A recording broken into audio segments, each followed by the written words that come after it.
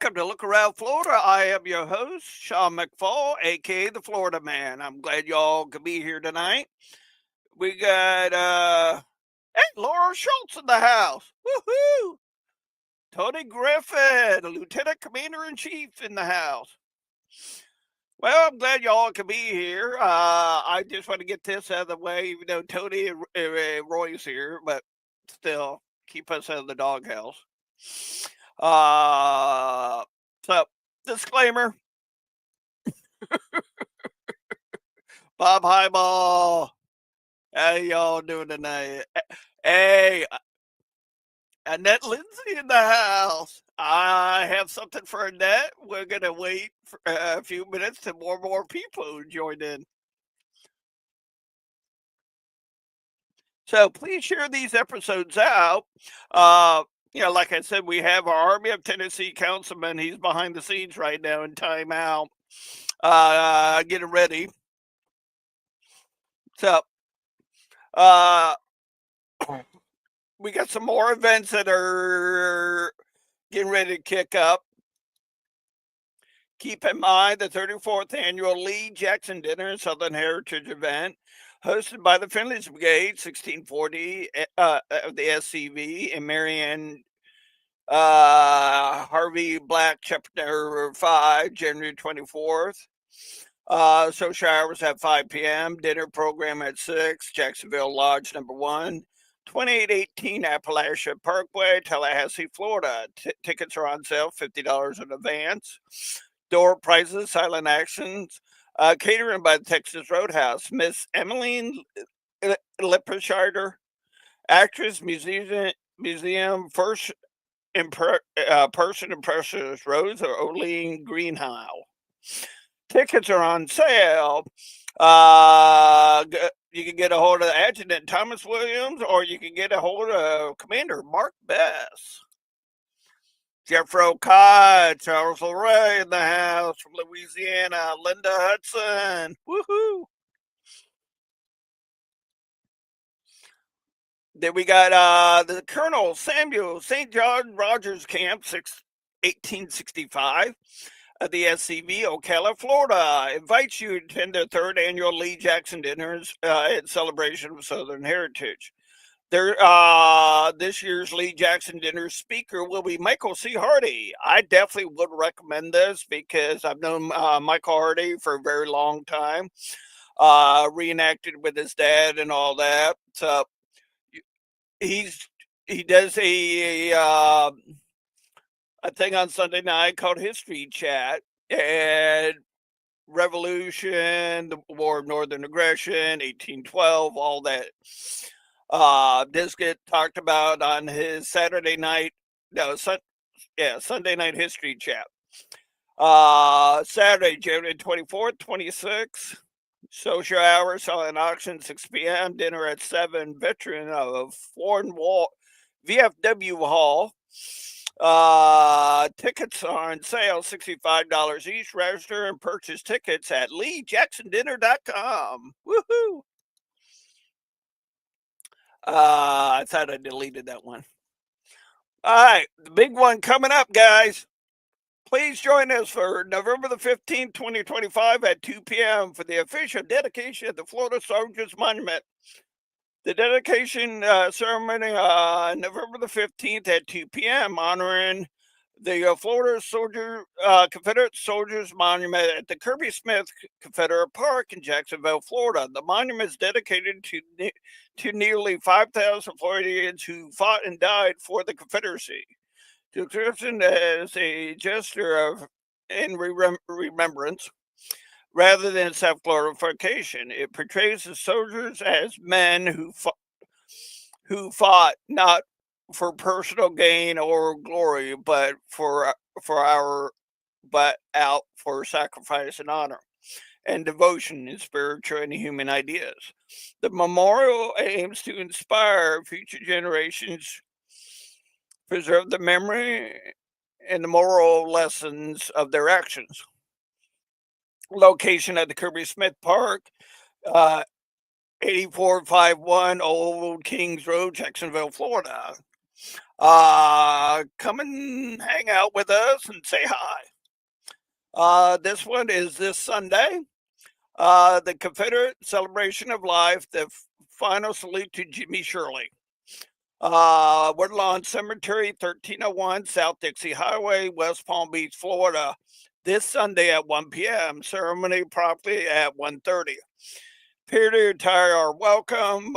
A post-ceremony social will be held immediately follow. Please get a hold of Pete Johnson if you're planning on attending. This one is on Saturday, December 6th, 2025. Donna and Mary McPherson are once again hosting a potluck lunch and cookout at their home in Bartow. It's pretty much open to all Florida SCV, OCR, UDC, MECAV members, including families, kids, grandkids. Please pass the word along to members. Meats are going to be steak, burgers, and hot dogs. We'll provide, along with plates, cups, utensils, condiments, ice, and tea and soft drinks. Just bring your favorite covered dish. If you want more details, please RSVP by November 15th so we can get a head count for estimate of meats. Please get a hold of Donna or Mary McPherson. We also have this event coming up, not this weekend, but next weekend. The 41st Annual Alcohol River Raid Civil War Reenactment Living History Weekend, November 1st and the 2nd, 9 a.m. to 4 p.m. Held at the Florida Horse Park, 11008 South Highway, 475, Ocala, Florida. Communicate the only Civil War battle in Marion County. Authentic campings, civilian encampment, numerous displays and demonstrations. Battle reenact with infantry, artillery, and cavalry. Entry donation requested $10 per carload. Please go to this event, check them out, and you have a good time. Tell them you heard it from the Florida man. Woo! That was a load. Chip Schultz, what up, buddy? Delin, Al from Tennessee, Beth from Naples. All righty. Got through all that. Let me double check to make sure. Oh, yeah. Guys, please mark your calendar. 7th of the 9th is the Mechanized Cavalry State Meeting at Great Hammock, Florida. November the 29th, the American Legion from 10 to 3. The Arcadia Camp, SCV and OCR chapter is having their annual Christmas party.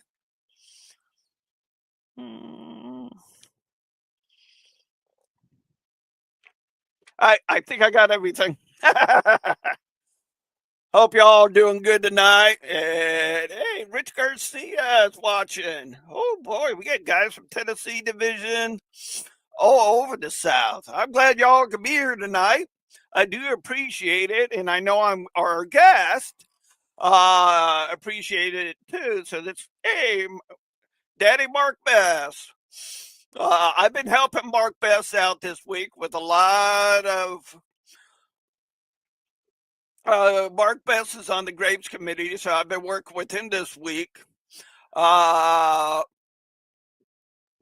the cemeteries in my area, double checking everything. With that, I came across. I was out in Alva Cemetery looking for Pacific headstone from Mark Bass. I came across one that had the date born in 1840s, died in 1922. With him, he had a little problem with his pension. Bobby Grenier had a little problem with his pension. Randy Cook, good to see you from Pensacola, buddy. He had a little problem with his pension, getting a pension to the state of Florida. So we have Mark Bass helped me out a lot with this. Came across a document from the United Confederate Veterans, which predates us. That's why we're here. We're sons. Uh, and the letter states, yes, this guy was part of my unit. Blah, blah, blah, blah. Floyd, good to see you from Arkansas, buddy. You ready to hold the national reunion there in Hot Springs again? But I mean, I learned a lot about this guy. Uh, like I said, I was walking through the old section of the Alva Cemetery when I came across them. So, thank you, Mark Best, for the assist. Learned a lot about this guy. I mean, seen the guy's death certificate, what his daughter wrote in his obituary. Oh, yeah, a lot of cool information. Go into a little bit more detail about that Confederate veteran on the next show. So please give a warm welcome to the Army of Tennessee Councilman Roy Hudson. How you doing tonight, sir? Fine, Sean. How are you tonight? I think I did too much Dr. Pepper because I'm on cloud nine right now. Oh, okay. That stuff could be addicting. It's cheaper. Keeps me out of jail. Yep. So, you want to start, or do you want me to just start in with what I have for you? I've already went through everything I had on our Okay. camps and brigades, so it's your time, sir. Okay. Um, Most of you know the first weekend in October we had the GEC meeting at Columbia at our headquarters, and has some very good news coming out of there. First of all, you guys know that when I ran for AOT councilman, one of my biggest things was communication, that we need to improve communication going out from the organization and from within the organization. So a while back, Commander in Chief Kennedy put me in charge of a communications committee, and we put together a report and turned it in at the GEC meeting. And from that, we have been authorized.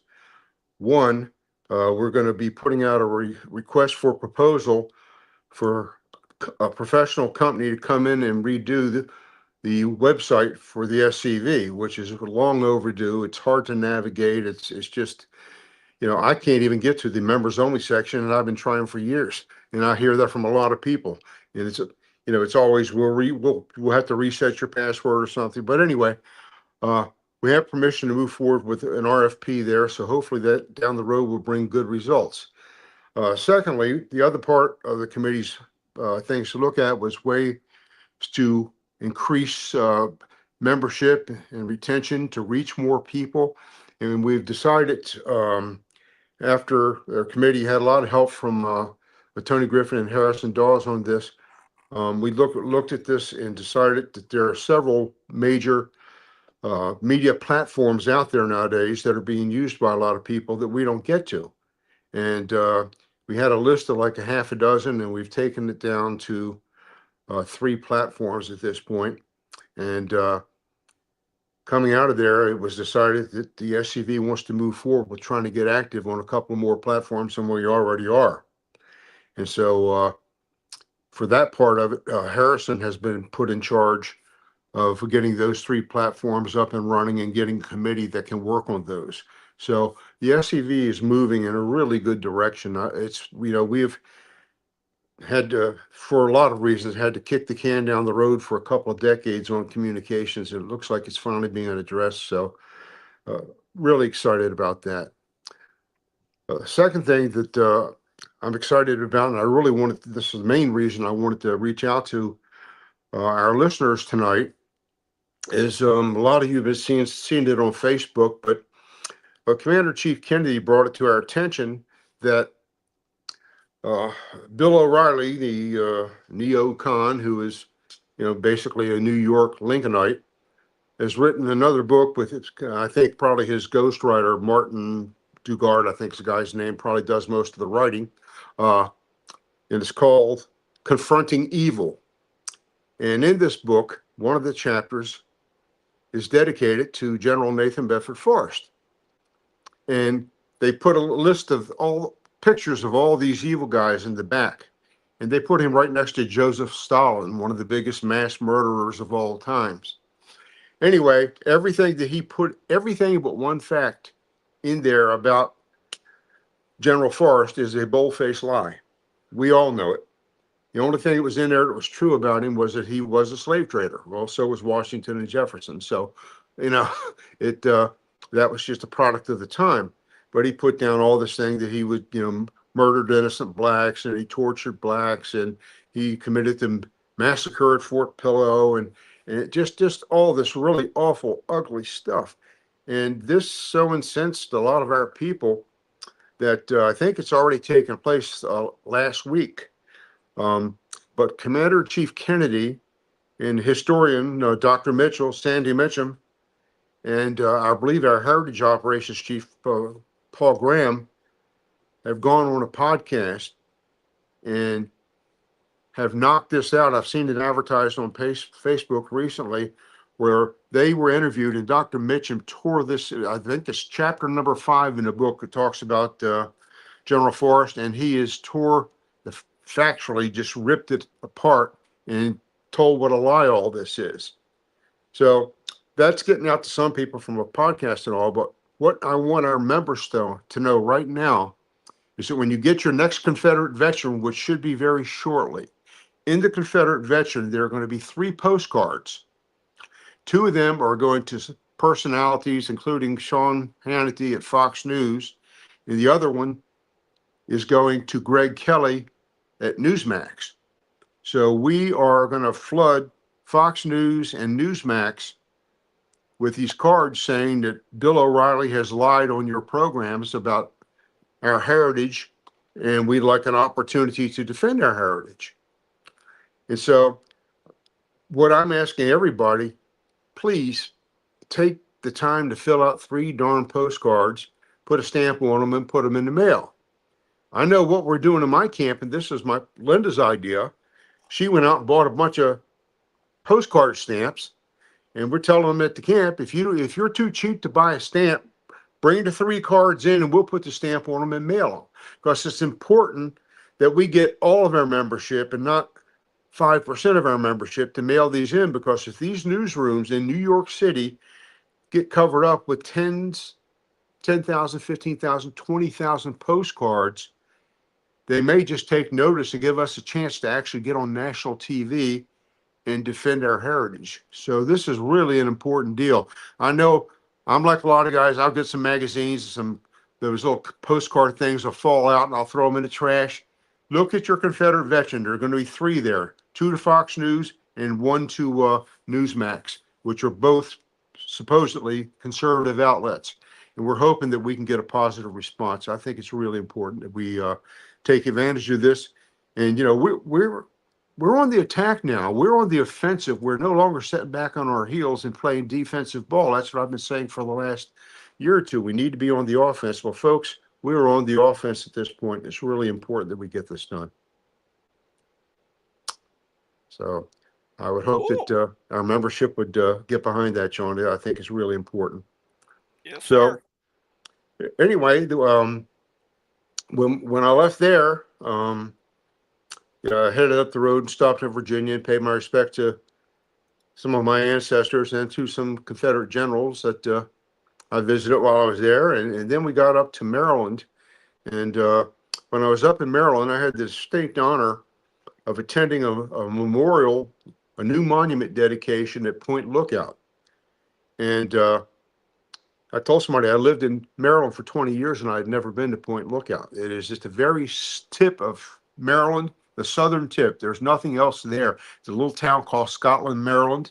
And I can see why they used it for POW camp, because there was really nothing around there. You're pretty much down to the very tip and going into the Chesapeake Bay if you go any further. But I was so impressed with the turnout we had. We had SCV folks. We had Military Order of Stars and Bars folks. We had OCR. We had Order of Southern Cross. We had UDC. We had 5 UDC chapters, one coming from as far away as Franklin, Virginia, which is a 5-hour drive. These ladies drove all the way up there to participate and present wreaths and take part in it. And I got to spend some time speaking with Division Commander Terry Klima up there. And then I was given the opportunity to address the crowd and bring greetings from Commander Chief Kennedy and the GEC of the SCV. So they were very excited to have somebody from the GEC up there at that monument dedication. But it was really well attended. And if anyone's never been to that park, somehow they have got this parcel of land that they've developed in the Confederate Park that sits right next to it, abuts. It's right next to the federal park at Point Lookout, where the graves of thousands of Confederates are. So the history of Point Lookout, which I learned while I was there, it started out being a federal hospital. And after Gettysburg, there were so many wounded coming in and so many prisoners, they decided to ship the prisoners there. And they built a facility that was capable of handling at the max 10,000 prisoners. And within a month, they had 20,000 prisoners in there. And people talk about Andersonville. That's the old dreaded, thing in Georgia where, the Confederates didn't have enough money or food to feed themselves. And we begged Lincoln to take their prisoners away and they wouldn't do an exchange. Andersonville had a 28% mortality rate. This place, Point Lookout, where they had plenty of food, plenty of clothing, all this, the Northern Army had, we had a 26% mortality rate of Confederate prisoners. So it was a hellhole. And if you ever get the chance to get to southern Maryland, I believe it's in St. Mary's County, take a few hours out of your day and go down. These people have erected this beautiful park. It is immaculate. There's plenty of monuments and flags flying everywhere. They've got a little souvenir shop. And again, the people in Maryland knocked it out of the park. A lot of people say Maryland's not a southern state. Well, Maryland, in fact, was a southern state. And the people up there say, well, if you go from Anne Arundel County, which is just south of Baltimore, down to the southern tip, it was the South, because they grew a lot of tobacco and they were very much in brotherhood with the rest of the South. But those folks in Maryland, they worked hard and they had done just an incredible job with that park. And if you got those pictures I sent you, Sean, I'll try to tell you what they are. If we can put them up. Of course, this is when it pulled up out front. This is the federal marker that's up in front of the fort there, or the prisoner of war camp at the grounds of there. You see in the background the flags. That's the Confederate Park there. Next. That is the marker they were going to dedicate, still wrapped up at that point when we first got there. Next. This is the walkway going up here. You can see the little building off to the right. That's the gift shop. And you can look dead ahead and you can see there's a big monument in the center there that's got a soldier on top of it and plaques all the way around it. Next. And that's a close-up of the memorial in the center. It's got Confederate soldier on top and it's got plaques all the way around it. And before the day was over, this place was just covered with wreaths and flowers from everybody making presentations there. Next. Cool. This is the color guard marching. What they do is they leave when they form up, and they have a pretty good sized color guard. They form up, and the gentleman leading the color guard, he lives in a house in the suburbs of Baltimore, which I didn't think there was any land there, but he lives on 16 acres that belongs to his family for the last 100 and I think he said 18 years, and he brought all of the flags and stuff with him, but he led this group. They go from the Confederate Park, they march down the walkway, and they go into the federal park and salute the graves there, and then they come back. It was a real nice service. Oh, Next. that's cool. It is. They do a great job. So seated there is Terry Klima. He's the Maryland Division Commander and has been for a while. He's a good guy. And of course, that was me getting the chance to say a few words on behalf of the GEC. And I'm drawing a blank for the name, but the gentleman that's with the white hair and the leather coat there in the front row, he is the guy who sculpted the monument. he has a shop in Gettysburg where he sells sculptures and stuff. He's apparently a Oh, world renowned sculptor, and I've got his card, but not with me. But I got to spend some time talking to him. Very interesting fellow. he is. I've been to his shop, and as soon as you started talking about it, I knew who you were talking about, but the name escapes me. Yeah, good guy though. And this is in the beginning where they're starting to load. You can see the flowers starting to appear around the base of the monument there, where all the different SCV camps, MOS&B, UDC, everybody brought wreaths and flowers up to put around the monument. Next. Okay, that's cool. And this is that group of ladies who drove all the way from Franklin, Virginia to be there. My hat goes off to them. None of them are kids. And it's a and it's a 5 hour, probably non-pleasant drive from Franklin County, Virginia, all the way to Point Lookout. I mean, they drove all the way down, and they were just so full of Confederate pride. One lady grabbed me, and she had a brooch on of General Early, who's one of my favorite generals, and and I told her, well, I was just at his grave that week, and so she was. I wear this brooch everywhere. He's a great man, and we talked for a long time. So it was just a real hoot getting to meet these ladies. Cool. Yeah, and again, I guess that's just another shot of me up there around my mouth. So Yep. you can get rid of that one. And this is what the monument looks like uncovered. And sorry, it's not good enough to read. Linda was not with me to take the pictures. That's why they're not as good as when she takes them, because I take lousy pictures. But that's the front side of the monument. The back side is fully inscribed too. Yeah, I just I uploaded the pictures you sent Yeah, me. I know you did. So anyway, uh, the Point Lookout Oh, event.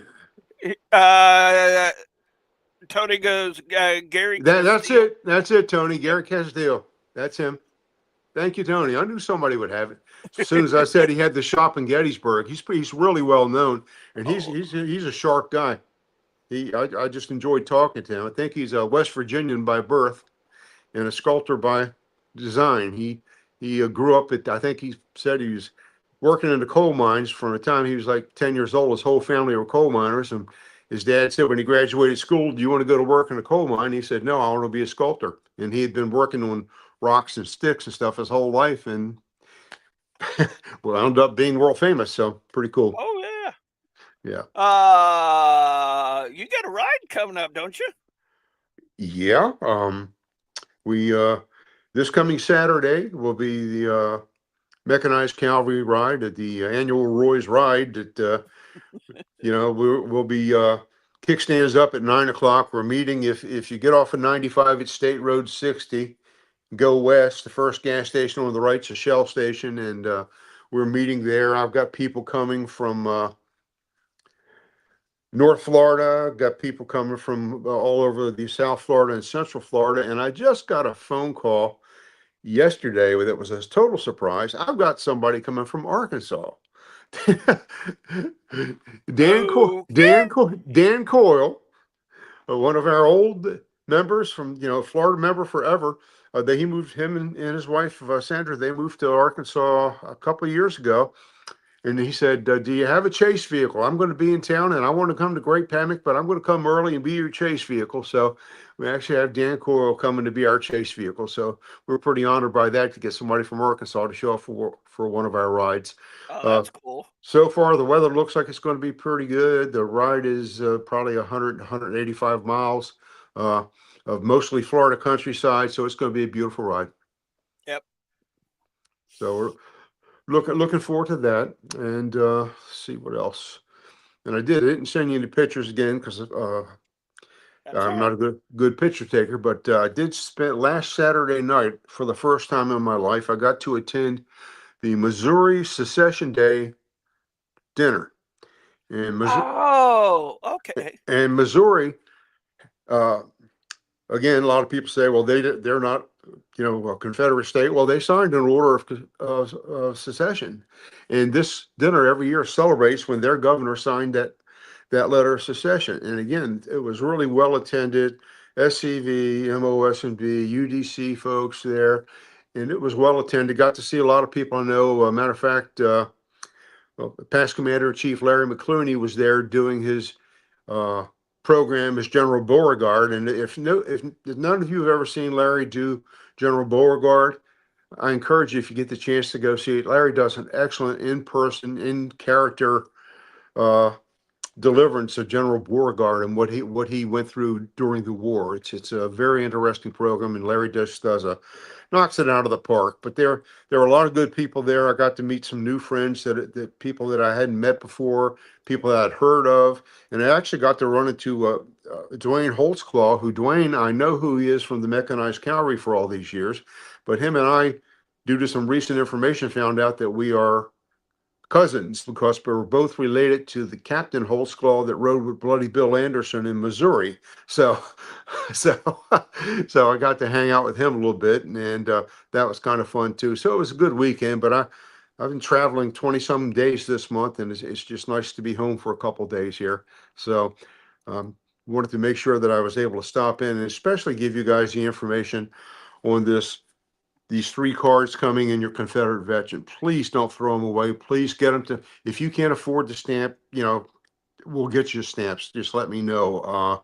I think Linda went online and bought, 50 stamps or something. So we're ready to help some people out if we need to. But it's really important that we get those cards out. So I'd just like to just ask all the people that are listening right now, look for your Confederate veterans and you camp commanders and you people that are really active in your camp. Let your people in your camp that are not watching the show know about this. When their Confederate veteran comes in the next week or two, I imagine, it's going to have those three postcards in them. And we have to flood New York with those postcards.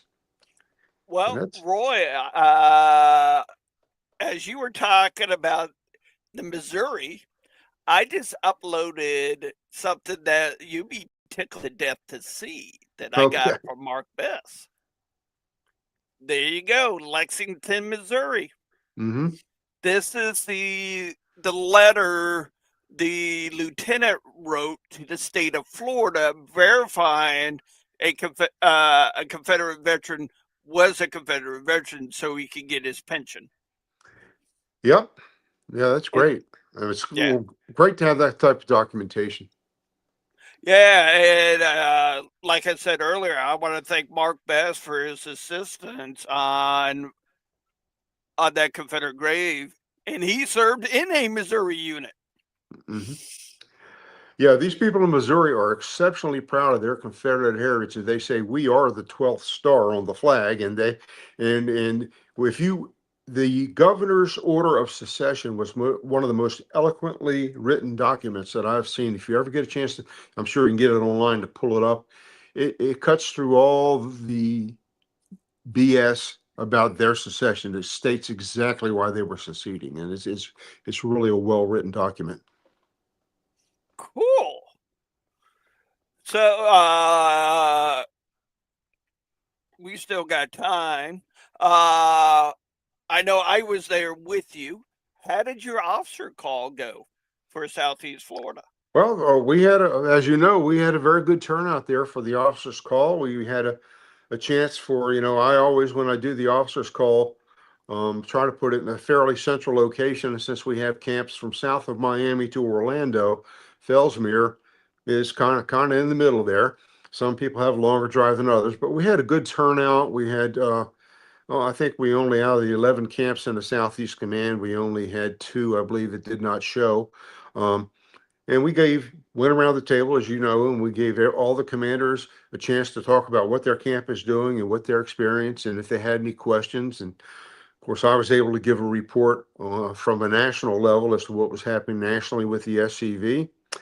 And of course, you were there, which we Yeah, were happy to have you show up, and hope you learned a little and kind of enjoyed the day with the guys. I think a lot of the guys enjoyed seeing you. I know you got to spend some time talking with the boys from West Palm Beach yep, and stuff like that. So, it was a good day, and we all left feeling a little better. You can always tell when these things are successful if the guys stand around a little bit afterwards and talk and exchange ideas. And you notice nobody ran right out the door. So it was a great day, and these things are hard to put together because people are spread out so far, but and they're a pain in the butt to coordinate. But once you get the folks to actually show up, it's well worth.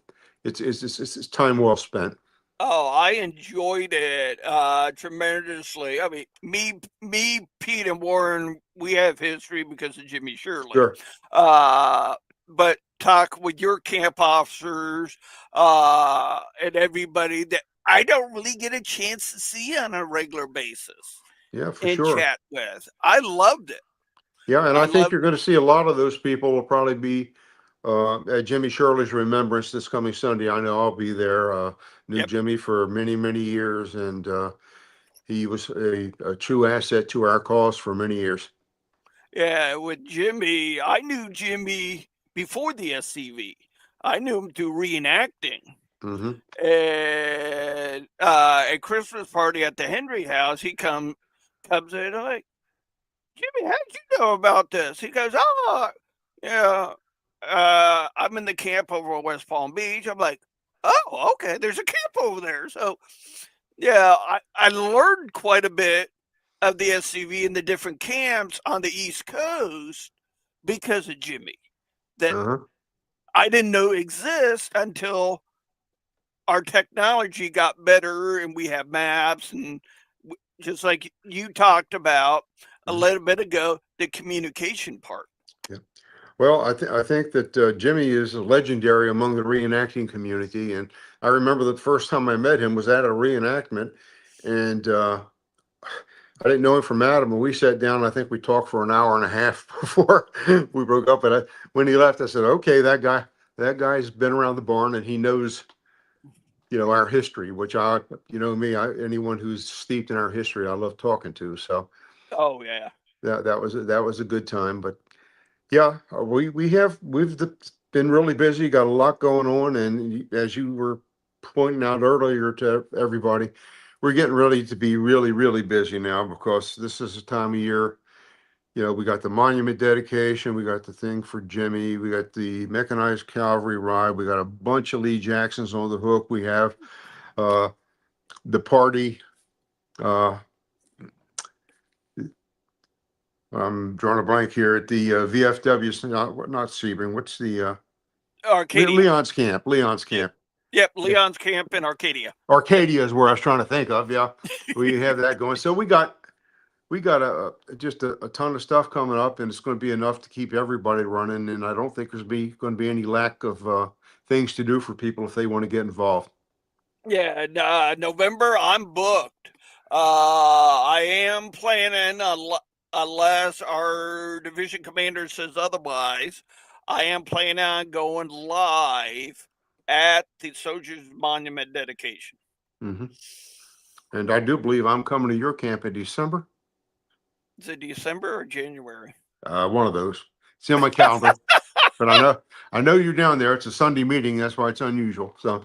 Hey, it works for my camp. We go to church. After church, everybody typically goes and gets something to eat. Hmm. We do our meeting. We get our business taken care of, and yeah, it's a good meeting when everybody's still hanging out in the parking lot. That's it. That's it. So anyway, that's kind of the information I had to report on. I just wanted to, like I said, a couple things was good to talk about, but this whole thing about shutting down this mess that Bill O'Reilly's put out there, this just bull-faced lies about General Forest, it's just got to be addressed. And I'm glad to see one, the SCV sprung into action and actually got Dr. Mitchum to go on this podcast and refute all of it. And then the fact that we're going on this campaign with Fox News and Newsmax to try to get them to realize what we're doing and that we are telling the truth and Mr. O'Reilly is not. Sean, I don't see you anymore. Are you still out there? I Okay. don't know what I did. All I did was hit welcome all, then it just shut down. I'm like, oh man, Okay. again. So okay. So that's pretty much what I got. Unless you have any questions or you have anything you want to talk about, I've given you what I've got. Cool. Since you're AOT councilman, how are the other divisions doing? outside of Florida. All of our, within the AOT, we are very active. The AOT is the largest division, and we are really active. We've got some camps that are just doing stuff all the time, and I'm proud to represent them. I've I'm going to be up in Foley, Alabama at the camp there in November, and then about 5 days later, I'll be in Knoxville at the camp there. They're two really active camps. When I was out in the Rankin Grace camp in Mississippi a couple of months ago, those people are on fire. They're doing a great job. And Tennessee I mean, they've got the Hatton camp there that those folks are just shining a light on everything Confederate. Tom Wood there is just doing a magnificent job. So, we have good camps all throughout the Army of Tennessee, and I'm looking for growth. One of the things that has been bothering me when I start looking at the stats is where the organization is growing, and I think we're going to rebound. I think we're going to grow. I think the political climate has changed. I think that we have a lot of enthusiasm coming from the GEC at this point, and I'm feeling positive about this. And for a long time we were playing defensive ball, but we are on the offense now, and I think that the last couple of commander in chiefs has got us pointed in that direction, and hopefully we will just continue to move forward. Cool. Well, I do want to give a couple shout outs to two lovely ladies that are in the chat, Sandy Massey and Annette Lindsay. Happy birthday. Oh, happy birthday, ladies. A 2-for-1 shot. Yeah. Exactly.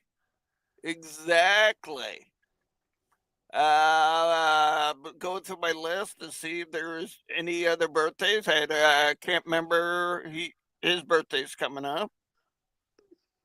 And as far as I could tell, exactly, Annette. So, guys, keep in mind, I'll be in the month of December. I'm going to be sending out an email to everybody that I know that is running for a division officer's position to get you scheduled on. So you can announce and talk about your platform or what you're looking to do. As far as AOT and national, I will be doing the same. The guys that have announced that they are running for AOT positions, councilman, commander, lieutenant commander in chief, and national commander. So I'll be sending those emails out in December to start getting you scheduled for next year. So if you are thinking about running for a division position, please let me know so I can get you scheduled. That's division commander, adjutant, lieutenant commanders, and brigade commanders. Next year is a division election year. Food for thought. Let me know.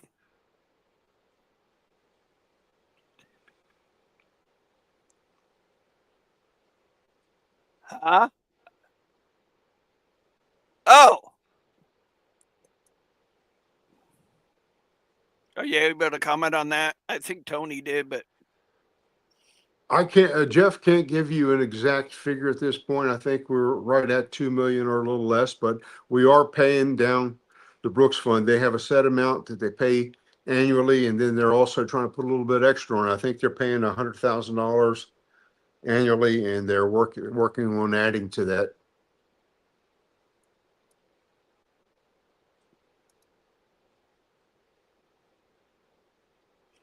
oh, okay. Thanks, Tony. Thanks, Roy. Ready? Come on, we got Roy on tonight. Feel free to ask questions. If Roy was shy, he wouldn't be on here. He might be on some radio show somewhere. Wouldn't be the first time. Nope, it won't. feel free to ask questions, guys and girls.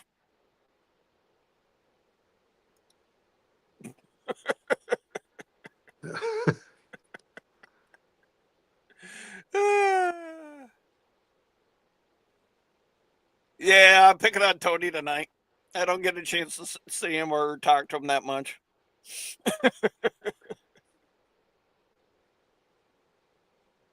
Ready. Do a 5-minute warning. I got 5 minutes. If you have any questions for our AOT councilman, please fire away. He's not shy. You guys know I'm not. So, yeah. Ready. Oh, that's towards Tony. Okay. Jeffro just being Jeffro. Ooh. Yeah, our camp is having its 45th year anniversary next April, and Tony's going to come there to officiate 45 years in the SCV for our camp. So we're kind of excited about that, and we will be putting stuff out as we get closer to April. Oh, cool. Now, would that be on a weekend, Roy? Yeah, don't probably I don't know if they've made a final decision. I think it's going to be on our regular meeting night, which is a Thursday night. So we'll see.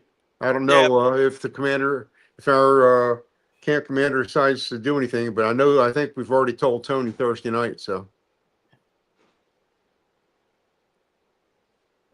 Yeah, Tony said Thursday. Yep. Let me turn this on. You guys asked for it. StreamYard put it back up. It's still in the beta testing, but at least you guys can see some of the comments being made. It's not big like some of you have asked, but it's better than nothing. Ready. Ronnie said he can't wait for the ride. Looking forward to it. Tony goes, "Yep, I'm at Benmore that Saturday."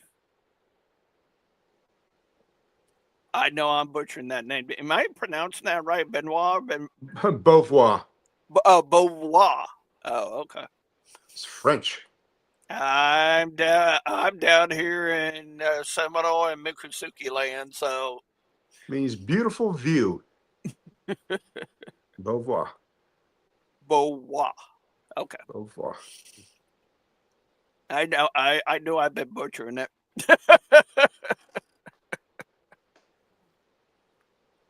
Alrighty, guys, girls, I love seeing all of you. I love the chat that's going on. Roy, thank you for taking time out of your busy schedule to come on tonight.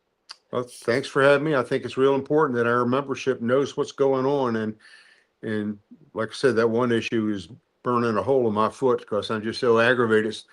Somebody's allowed to lie like that in a book and publish it, and then go on news shows and push it.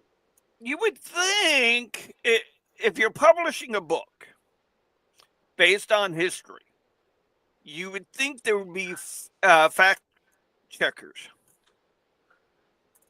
Well, But obviously not. It might be all about the person too, you know. Mm-hmm. Yeah. Because I know some authors out there, when they publish a book or whatever, they have their sources linked in there. 5th Brigade, Mississippi Division checking in. Cool. Glad you could be here tonight. All right. As I said, we're wrapping everything up. Roy, thank you for coming on tonight. Yes. I want to thank all you chat heads for tonight. Hopefully, majority of you can make it to Roy's thing ride this Saturday. I'm looking forward to seeing quite a bit of you this Sunday over in West Palm Beach for Jimmy Shirley's remembrance. Remembrance. Let's put it that way.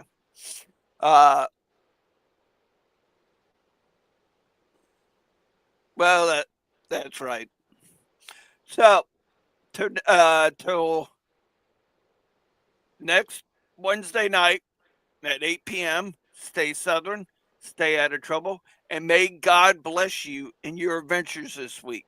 Until next Wednesday, have a good night. Stay Southern. Good night.